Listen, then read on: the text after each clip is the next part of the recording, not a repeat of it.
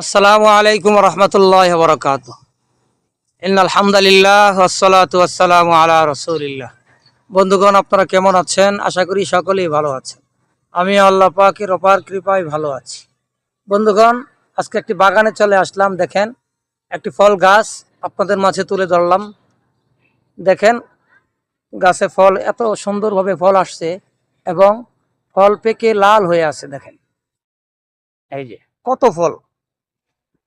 বন্ধুগণ, এই ফলটা আসলে বিদেশি ফল। আমরা এই ফলের সাথে খুবই কম পরিচিত। সচরাচর মানুষ এই ফল গাছ চেনে না। এটা হচ্ছে বন্ধুগণ চেরি ফল গাছ। চেরি ফল, এটা চেরি ফল অত্যন্ত উপকারী একটি ফল। এই দেখেন, টক মিষ্টি জাতীয় একটি ফল। এই ফল যদি আপনারা সকালে 4-5টা, বিকালে 4-5টা এইভাবে যদি খান, তাহলে আপনাদের বিভিন্ন রোগের শেফা হবে। বিভিন্ন রোগ আপনার দেহ থেকে চলে যাবে, বিদায় নিবে।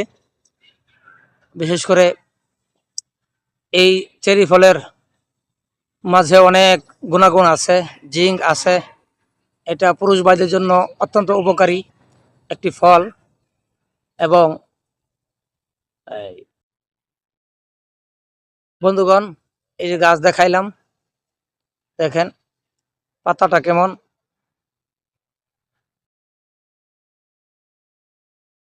অত্যন্ত উপকারী ফল, চেরি ফল।